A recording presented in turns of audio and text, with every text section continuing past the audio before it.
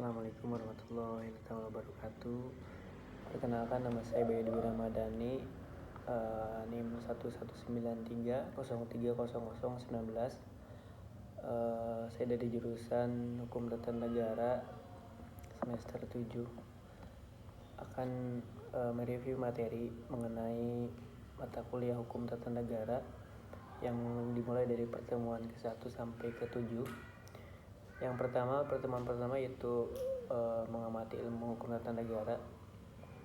Istilah constitutional law dalam bahasa Inggris, itu pengertiannya sekumpulan peraturan hukum yang mengatur organisasi negara, hubungan antara alat kelengkapan negara dalam garis horizontal dan vertikal, serta kedudukan warga negara dan hak asasinya.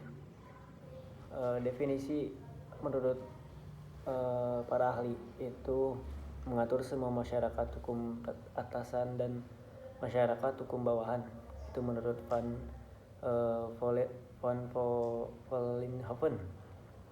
Kemudian yang kedua, Schouten, dia berpendapat bahwa hukum tata negara itu mengatur organisasi pada negara gitu. Kemudian ada dari Kusumadi Pujusewojo, dia berpendapat bahwa bentuk negara, bentuk pemerintahan, hierarki gitu.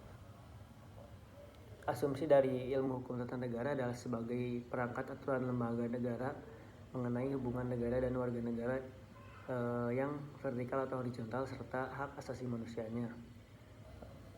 Ada ruang lingkup pembahasan mengenai hukum tata negara, yaitu yang pertama ada organisasi negara yang mencakup bentuk negara, bentuk pemerintahan, sistem pemerintahan lembaga, dan lainnya. Kemudian ada struktur penjabat negara, yaitu lembaga negara. Kemudian ada pembagian kekuasaan dan hubungannya, yaitu ada trias politika, yaitu ada yang pertama eksekutif, legislatif, dan yudikatif. Pada pertemuan kedua, di sini saya mereview hakikat ilmu Yunani memiliki para pemikir kritis Socrates, Plato, dan Aristoteles. Sejak tahun 600 sampai 200 sebelum Masehi terkenal dengan mitologi atau mitos, maka ketika itu tidak salah kalau kita mendengar bahwa Yunani memiliki banyak dewi. Akibat dari keadaan itu lahirlah para pemikir kritis dari Yunani, yaitu Socrates, merupakan pemikiran kritis terkenal dari Yunani yang mendapatkan dakwaan hukum mati karena dianggap berlawanan dengan pemerintahan pada saat itu dan dianggap menghina dewi dan dianggap menghina dewa dewi. Kemudian ada mitos atau logos yang berarti ilmu, yang mana kebenaran dari mitos itu harus dicari tahu gitu, perlu pengujian dan kebenarannya. Kemudian ada pengetahuan, apa yang kita ketahui melalui panca indera. Ilmu pengetahuan yang sistematis, tidak semua pengetahuan, yaitu sama dengan ilmu, sedangkan semua ilmu itu pengetahuan. Maksud dari pengetahuan sistematis yaitu kajian filsafat ilmu. Sebuah pengetahuan dapat naik derajatnya apabila sistematisnya memenuhi 3 indikator. Yang pertama ada ontologis, yaitu sebuah pengetahuan dapat didefinisikan atau dapat dimaknai. Kemudian ada epistemologis, yaitu memiliki pendekatan atau metode dalam keilmuan. Kemudian ada aksiologis, ada kegunaan dan manfaatnya gitu. Kemudian pada pertemuan ketiga tentang asas-asas hukum tata negara. Asas secara umum dapat diartikan sebagai karakter, prinsip atau ciri khas yang menjadi objek dalam hukum tata negara sendiri adalah negara. Adapun bentuk negara formal terbagi menjadi beberapa bagian, yaitu individualisme. Yang kedua negara Nachtwaterstaat, penjaga malam. Yang ketiga monopoli, yaitu negara berperan sebagai dominan dan pengaturannya di dalamnya lebih spesifik. Adapun negara secara material ialah negara hukum modern atau welfare state adalah negara yang pemerintahnya memiliki keleluasaan untuk turut campur tangan dalam urusan warga negara yang dasar bahwa pemerintahan ikut bertanggung jawab terhadap kesejahteraan rakyat. Contohnya seperti yang pertama kolektif, yang kedua dominasi negara, yang dimana pemerintahan tidak memberikan ruang politik atau dikuasai sepenuhnya oleh negara. Kemudian yang ketiga ada welfare state. Selanjutnya terkait azas demokrasi, menurut Avan Gofar memiliki beberapa bagian, yaitu seperti penyelenggaraan kekuasaan berasal dari rakyat, penyelenggaraan kekuasaan secara bertanggung jawab, dan adanya partisipasi langsung atau tidak langsung, rotasi kekuasaan, pemilu, dan kebebasan dijadikan hak dasar manusia gitu.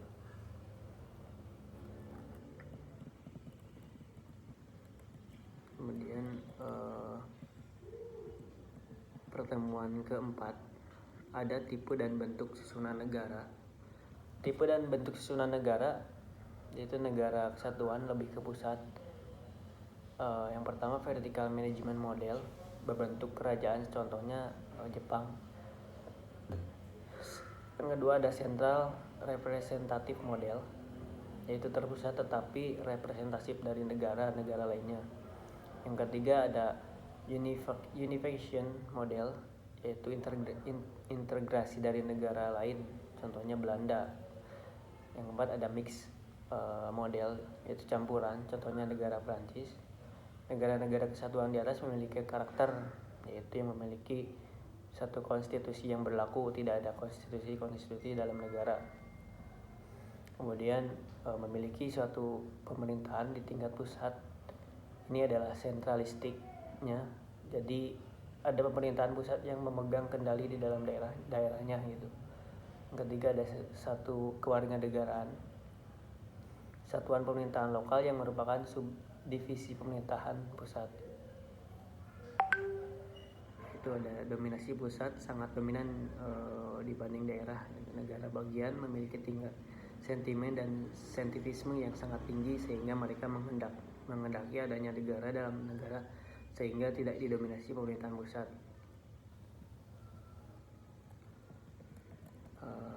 Kemudian pada pertemuan ke-5 yaitu bentuk dan sistem pemerintahan. Di dalam bentuk dan sistem pemerintahan terdapat bentuk-bentuk suatu negara. Di antaranya yang pertama autokrasi, yaitu di mana kekuasaannya bersifat tunggal, contohnya seperti raja atau diktator yang tidak dapat diganggu-gugat dalam menjadi pemimpin. Kemudian yang kedua oligarki, pemerintahan yang dijalankan oleh beberapa orang atau kelompok yang berkuasa dari golongan tertentu. Kemudian yang ketiga ada monarki, yaitu di mana kekuasaan dipegang oleh seorang raja, sultan, atau seorang kaisar. Yang keempat republik, yaitu bentuk pemerintahannya yang dijalankan berdasarkan kedaulatan rakyat. Menurut Aristoteles ada 3 bentuk, yang satu bentuk sempurna dan adapun kemerosotannya, yaitu bentuk sempurna monarki dengan dampak kemerosotannya despotai atau tirani. Kemudian yang kedua bentuk sempurna aristokrasi dengan dampak kemerosotannya oligarki atau plutokrasi. Yang ketiga ada bentuk sempurna politeia atau pemerintahan langsung dengan dampak kemerosotannya, yaitu demokrasi. Dan pada pertemuan ke-6 negara autokrasi dan negara modern. Negara autokrasi adalah salah satu bentuk pemerintahan yang memiliki karakter berbeda dengan pemerintahan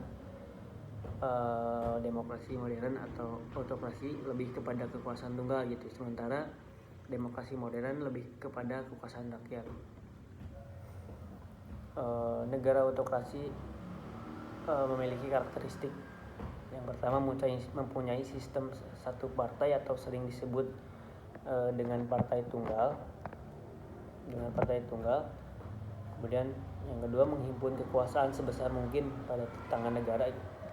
Yang ketiga organisme yang dianggap sebagai suatu kesatuan yang mempunyai dasar-dasar hidup serta kehidupan dan memiliki kepentingan sendiri serta kepribadian sendiri gitu.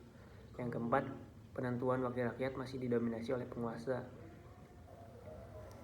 Demokrasi modern yang salah satu yang menganut demokrasi modern ini adalah negara Indonesia yang dimana pemerintahannya menganut sistem multipartai gitu. Adapun karakter dari demokrasi modern ini, yang pertama sistemnya yang multipartai gitu. Yang kedua, penyelenggaraan kekuasaan rakyat. Yang ketiga, kumpulan atau kesatuan daripada para individual dalam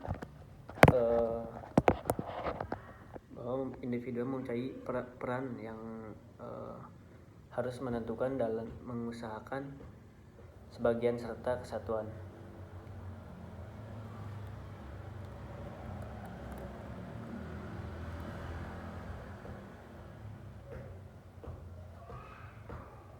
Yang keempat, rakyat memiliki kendali penentuan wakil penuh. Yang kelima, undang-undang dominan gitu. Dan pertemuan ketujuh tentang pembagian kekuasaan dan lembaga negara. Perlu diketahui bahwa pelaksanaan pembatasan kekuasaan memiliki tujuan, ialah adanya pembatasan kekuasaan itu agar tidak adanya penyalahgunaan kekuasaan atau penyelenggaraan kekuasaan. Adapun konsep pembagian kekuasaan yang dikemukakan oleh John Locke, kemudian disebut teori trias politika, itu dalam pelaksanaan pembatasan kekuasaan. Menurut Maurice Duverger, pembatasan kekuasaan bisa dilaksanakan secara 3 cara. Yang pertama sebagai secara langsung gitu, pemilihan para penguasanya secara langsung, kemudian pembagian kekuasaannya dan kontrol yurisdiksionalnya.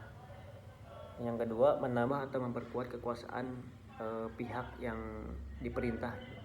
Yang ketiga, pengendalian kelaliman pihak penguasa dari masyarakat. Yang pertama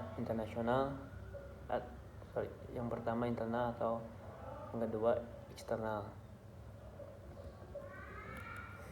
Mungkin cukup sekian yang bisa saya review materi, kurang lebihnya mohon maaf. Wabillahi taufiq wal hidayah. Wassalamualaikum warahmatullahi wabarakatuh.